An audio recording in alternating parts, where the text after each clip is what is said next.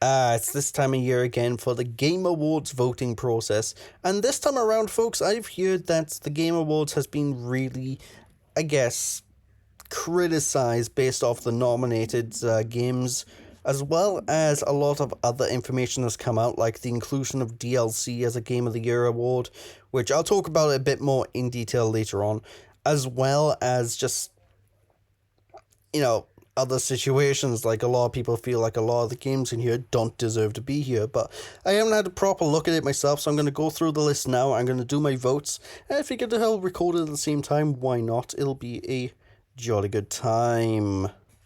So anyway, let's start voting. Click.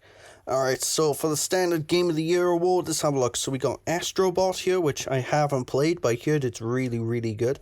Balatro, I haven't played, but I've heard it's really, really good.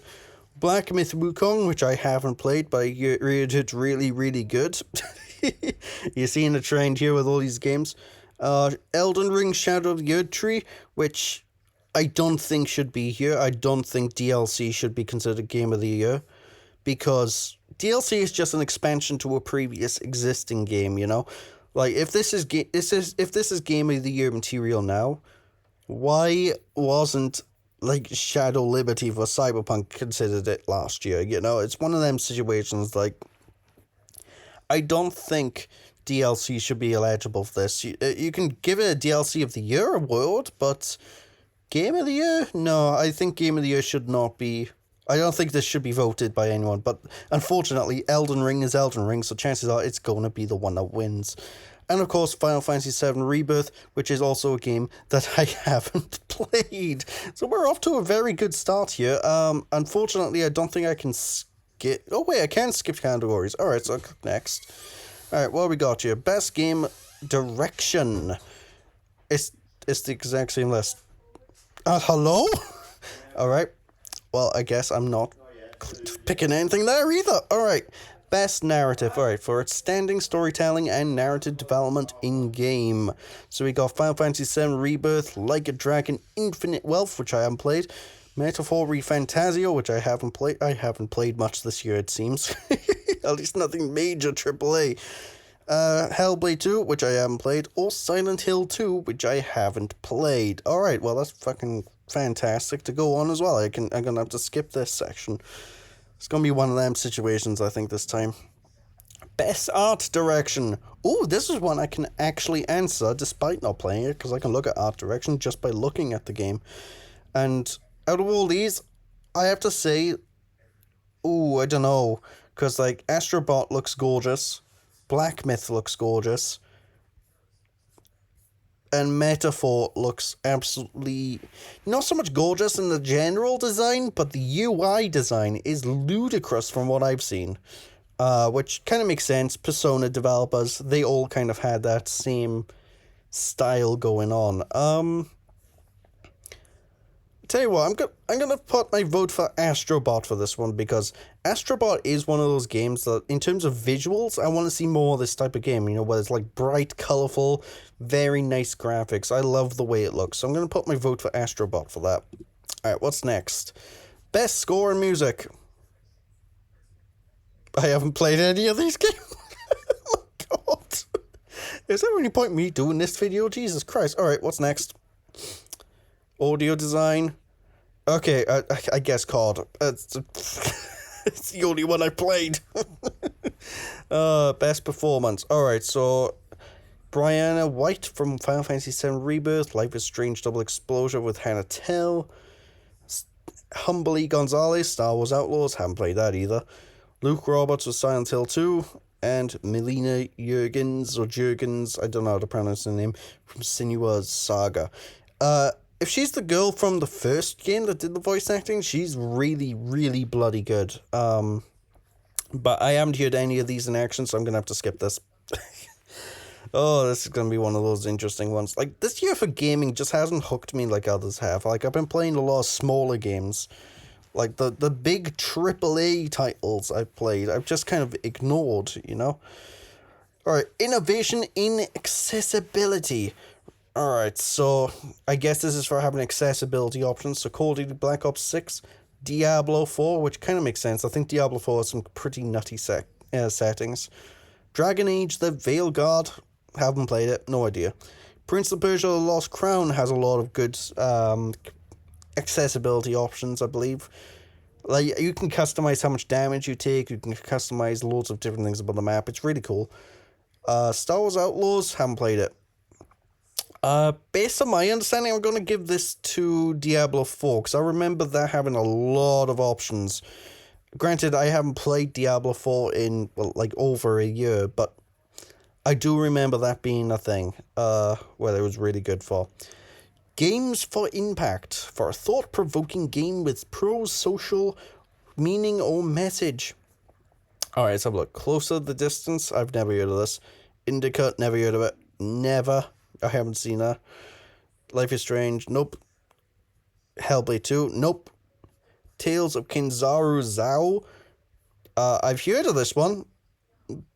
Haven't played it. I'm gonna have to skip this section. Oh, gee whiz. Okay, best ongoing game. Alright, so we have Destiny 2. No, for God's sake, no. Destiny 2 is one of them games that I've been really, like, I haven't really been a fond of for a while.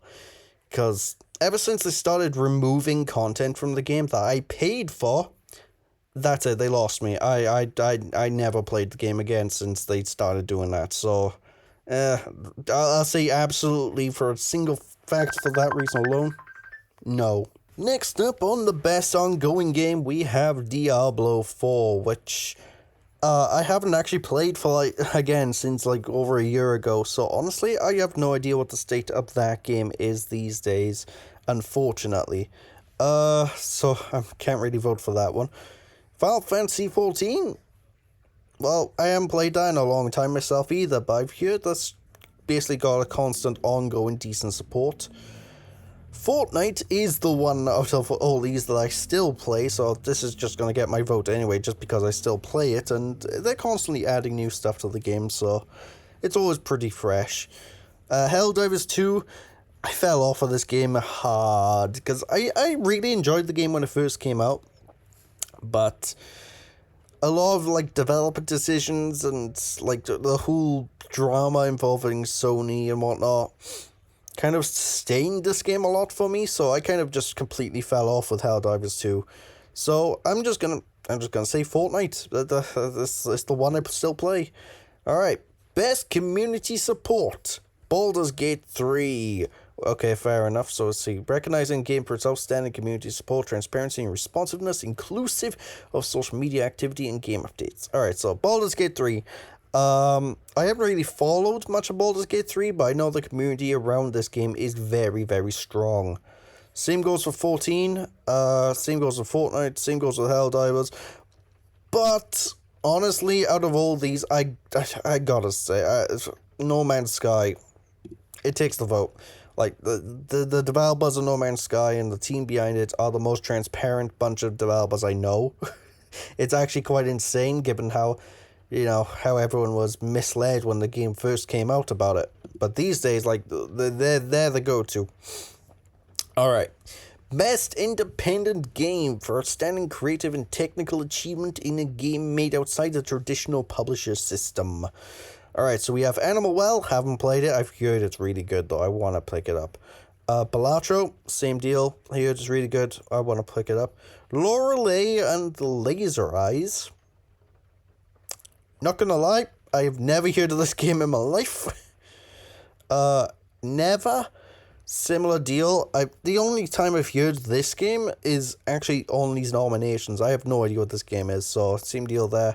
And UFO 50, never heard of that either. So I can't really vote. I haven't actually played any of these games, so I'm just gonna skip this.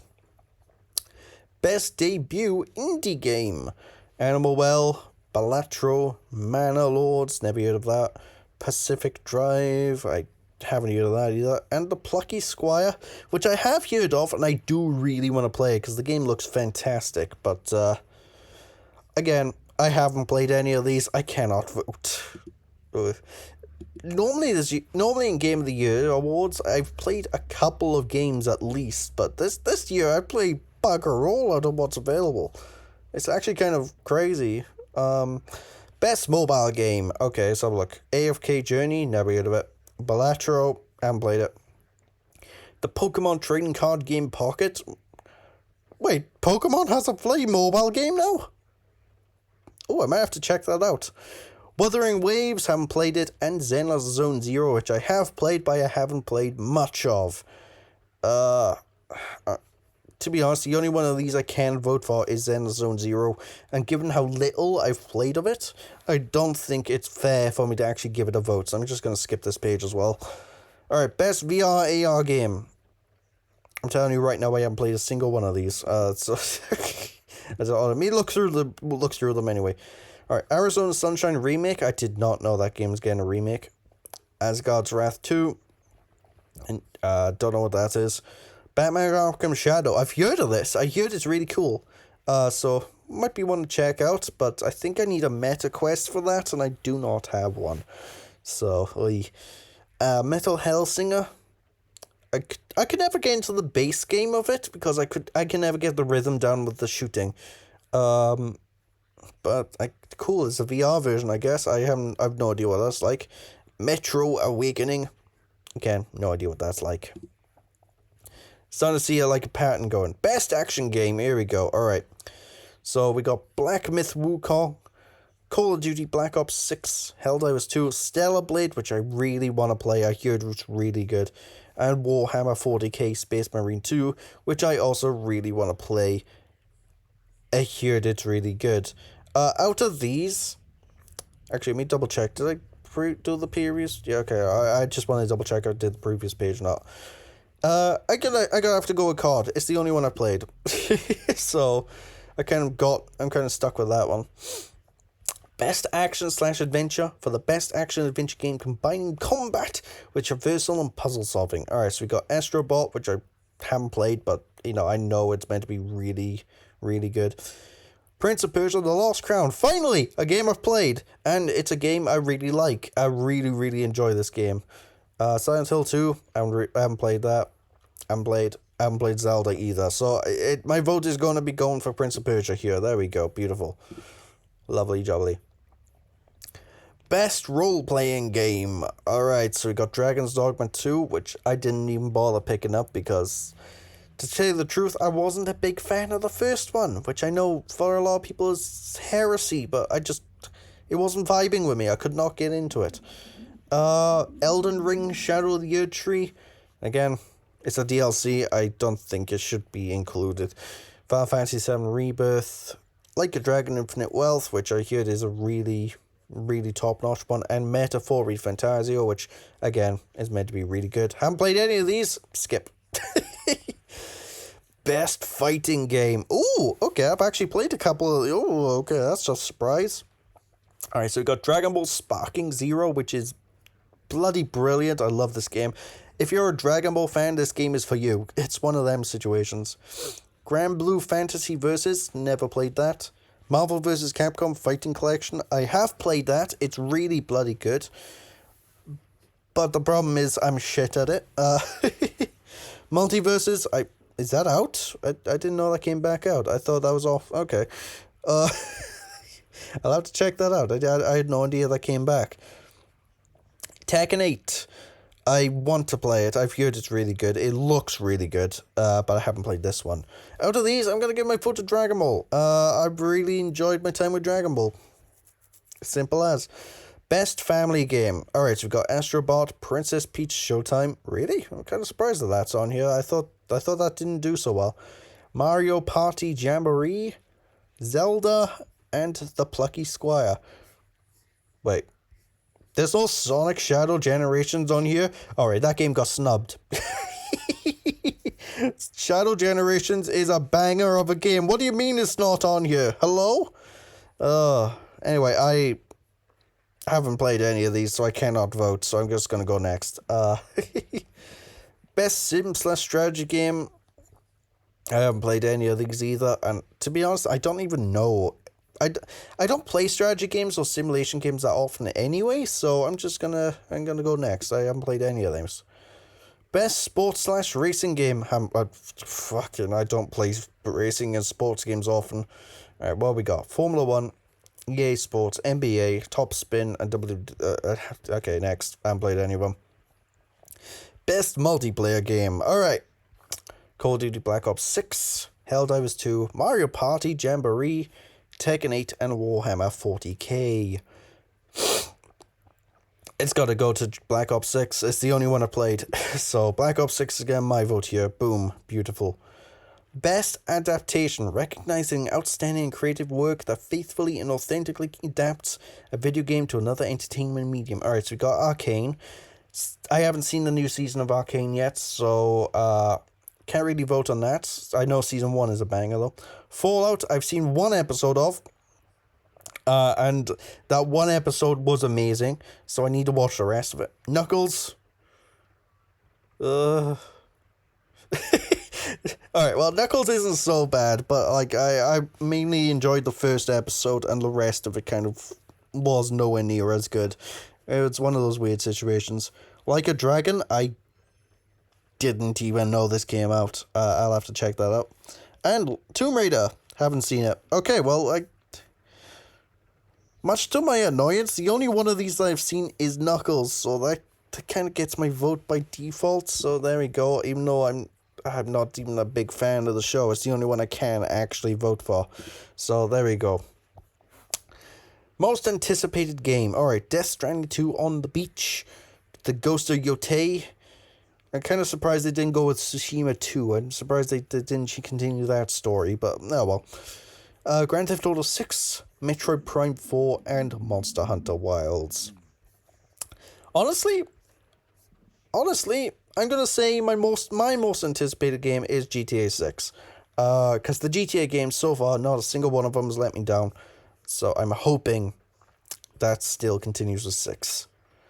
Content Creator of the Year. Alright. I haven't heard of any of these people. This happens every single year when it comes to like streamer or content creator. I always see these people. I'm like, I have no idea who any of these people are. Yeah, I can't vote. I don't know these people. Best esports game. Alright. So we got Counter-Strike 2. I don't like Counter-Strike 2. I liked Counter-Strike Global Offensive, and when it switched it over to 2, it just lost me. Something felt off with it. I still haven't figured out what feels off, but it feels way off for me. I can't get into Counter-Strike 2 for some reason. Dota 2. Okay, that's meant to be good. League of Legends. I don't like that game, to be honest. I don't like those type of MOBAs very often. Sometimes I do, but they're rare when I like them. It's like the Valve game Deadlock is an example of a MOBA I like. Mobile Legends Bang Bang. I've never even heard of this. I guess my vote is going to go to Valorant, because I played Valorant with the boys a couple of times, and I've enjoyed my time with that, so I'm going to go with that one. Best esports athlete. I don't know who any of these are. I don't follow esports. Just next. Best esports team. Exact same situation. Don't know any of them. Alright, there we are.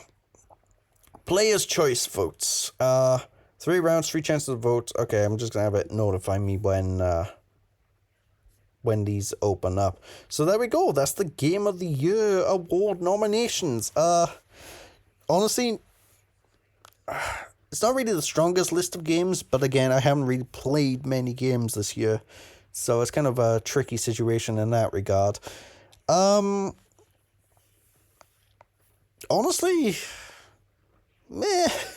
It's been kind of a meh year based on the list here. It's like Astrobot and Balatro seem to be the 2 big ones that I think are likely to win, excluding Shadow of the Erdtree, which I honest to God do not believe should be nominated. Like, they need to make a separate category for DLC, because I'm sorry, Shadow of the Erdtree, it's not a game, it's an expansion. It shouldn't count. But that's just my vote on the whole thing. To be honest, the Game Awards just seems to be getting more and more like the Oscars and Grammys these days, and I don't like it. Like, it's meant to be like a celebration of video games, and honestly, it doesn't really feel like it anymore. It feels like more of a, here's a bunch of adverts, and here's a bunch of things that a bunch of big name publications, a lot of which have nothing to do with games, have voted to be good, and I'm just like, nah,